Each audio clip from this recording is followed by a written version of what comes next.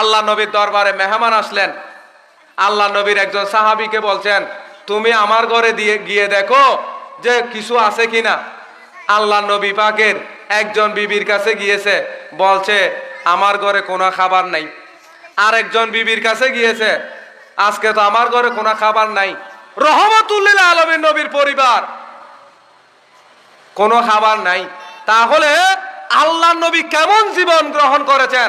আজকে আমরা রিক্সা চালাই, ঠেলা গাড়ি চালাই, সবজি বিক্রি করি, এটার জন্য আমরা কত মন ছোট করি। না না, আপনি যে রিক্সা চালান, ঠেলা গাড়ি চালান, রাস্তার মুসি কাজ করেন, এটা আমার আপনার জন্য অহংকার, এটা শুকরিয়ার বিষয়। আল্লাহ আমাকে দুনিয়ার মধ্যে যে যতটুকু দিয়েছেন অতটুকু পেয়ে যদি আমরা সন্তুষ্ট হই, হয়তো আল্লাহ আমাকে দুনিয়ায় দিচ্ছে না, আখিরাতের মধ্যে দিবে। জুড়ে বলুন না সুবহানাল্লাহ। এজন্য আল্লাহ নবী গরিবকে বেশি মহব্বত করতেন। আল্লাহ নবী বলেছেন, কিয়ামতের ময়দানে ধনীদের অনেক বছর আগে গরিবরা জান্নাতে প্রবেশ করবে। বলছে কেন? কারণ যাদের সম্পদ বেশি তাদের হিসাবও সুম্মা লাতুস আলুন্না ইয়ৌমাইজিন আনিন নাঈম। অবশ্যই অবশ্যই আপনাকে আমাকে সম্পদের ব্যাপারে প্রশ্ন করবে। আপনি সম্পদটুকু কোত্থেকে অর্জন করেছেন আল্লাহ প্রশ্ন করবে। আপনি ভাইয়ের হক ধ্বংস করছেন কিনা, বোনের হক খেয়ে ফেলছেন কিনা, মিথ্যা বলে মানুষদেরকে ঠকিয়ে সম্পদ দখল করছেন কিনা, কিয়ামতের ময়দান অবশ্যই আল্লাহর কাছে জবাবদিহি করতে হবে। আপনি মনে করেছেন আমার ক্ষমতা আছে, আমার সবকিছু আছে, অর্থ আছে, স্বার্থ আছে, আমি দখল করে নিলে আমাকে কেউ কিছু করতে পারবে না। আল্লাহ বলতেছেন, আলাইসাল্লাহু বিআহকামিল হাকিমিন, আমি আল্লাহ কি বিচারকের বিচারক নয়? তোমার মতো জালেমের বিচার দুনিয়ার মানুষ করতে পারে না। আল্লাহ বলছেন আমি তাদের বিচার করব কিয়ামতের ময়দানে। জুড়ে বলো সুবহানাল্লাহ। ইমানদার কখনো হালাল হারাম মিশ্রিত করতে পারে না। আল্লাহ নবী সাহাবী, হাই ইনার কি ঘটনা বলবো। আল্লাহ নবীর দরবারে আসলেন, কোনো খাবার নাই। তখন আল্লাহ নবী নিরুপায় হয়ে সাহাবায়ে কেরামকে বলছেন, এ আমার সাহাবায়ে কেরাম, আমি রাসূলের কাছে একজন মেহমান হয়েছে, তোমাদের মধ্যে এমন কে আছো আজকের জন্য এই ব্যক্তিকে মেহমানদারি করতে পারবে? সুবহানাল্লাহ। আল্লাহ নবী সাহাবীদেরকে যখন আল্লাহর হাবিব বলেছেন, পিছন দিক থেকে হযরতে আবু তালহা দাঁড়িয়ে গেলেন। ইয়া রাসূলুল্লাহ, ইয়া হাবিবাল্লাহ, আপনি যখন বলেছেন আমি আবু তালহা ওই মেহমানকে মেহমানদারি করব, সুবহানাল্লাহ। এই কথা বলে হযরতে আবু তালহা আনসারী রাদিয়াল্লাহু তাআলা আনহু আমার নবীর দরবার থেকে ওই মেহমানকে নিয়ে ঘরের মধ্যে গিয়েছেন। কোথায় গিয়েছেন? ঘরের মধ্যে গিয়েছেন। যাওয়ার পরে আপন স্ত্রীকে বলতেছে, ওগো প্রাণের স্ত্রী, আমার ঘরে তো একজন মেহমান হয়েছে, আমার ঘরে কি আজকে কোনো খাবার আছে নাকি? আমার ঘরে কি কোনো খাবার আছে?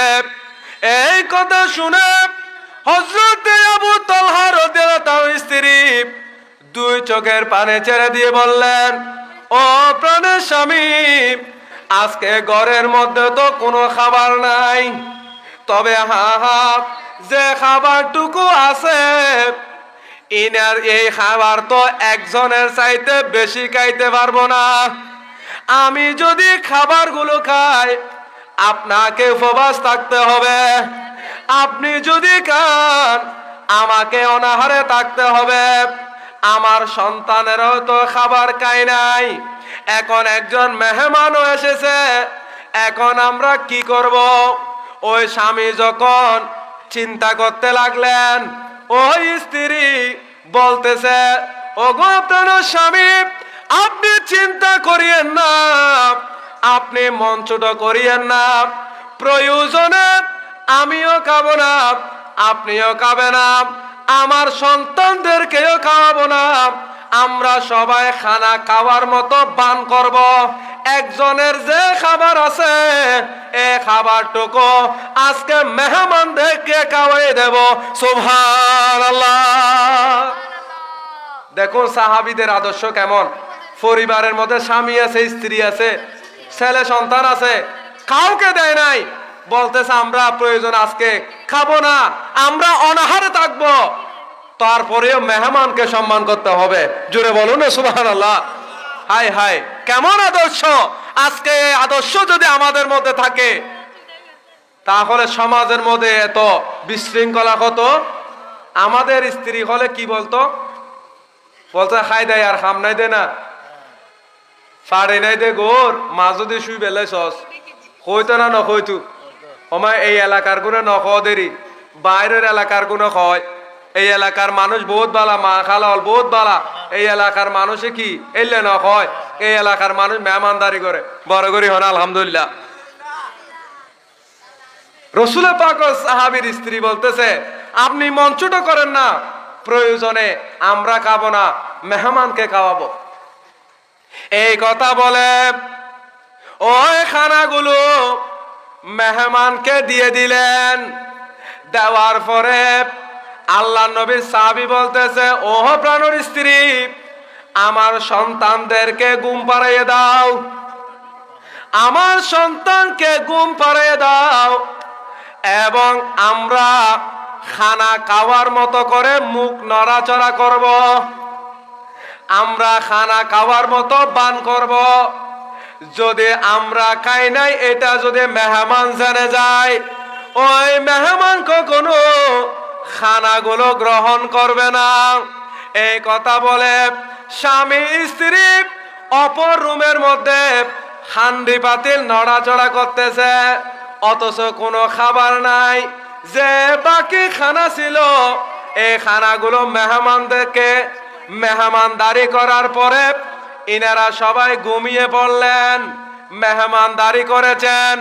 ফজর বেলায় যখন আল্লাহ নবী সাহাবী এবং মেহমান উভয় যখন রসুল পাকের সামনে যাচ্ছে, ফজরের পরে মেহমানকে নিয়ে রাতের বেলা মেহমানদারি করেছেন, সকালবেলা রসুলের সামনে যাচ্ছে, ওনাকে দেখা মাত্র আল্লাহ নবী মুস্কি হাসি দিয়েছেন।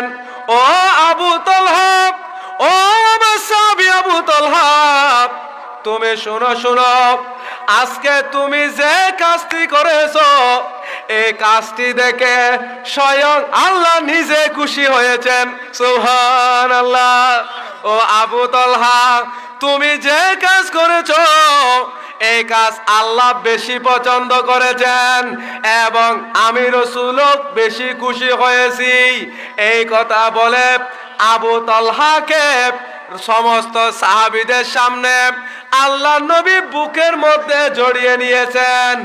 এই ঘটনা দেখে স্বয়ং আল্লাহ কোরআন শরীফের আয়াত নাজিল করেছেন, ওয়ায়ুসিরুনা আলা আনফুসিহিম ওয়ায়ুসিরুনা আলা আনফুসিহিম ওয়ালাউ কানা বিহিম খাসাসা। হযরতে আবু তালহার মেহমানদারি দেখে আল্লাহ এত বেশি খুশি হয়েছে, সাথে সাথে কোরআন শরীফের আয়াত নাজিল করে বলতেছে, ইমানদার যদিও বা গরিব হয়, ইমানদার যদিও বা অভাবী হয়, ইমানদার যদিও বা দিন মজুরি হয়, ইনি একবেলা খাইতে পারলে আর এক বেলা খাইতে পারে না, এমন দুর্বল হওয়া সত্ত্বেও ইমানদার অবশ্যই মেহমানদেরকে সম্মান করে। সুবহানাল্লাহ। আল্লাহ কোরআন শরীফের আয়াত নাজিল করেছেন। এই কোরআন শরীফের আয়াত কোরআনের মধ্যে আছে না নাই? আছে। তাহলে কি বুঝা গেল? ইমানদারের অন্যতম বৈশিষ্ট্য হলো মেহমানদারি করা। জোরে বলুন না সুবহানাল্লাহ।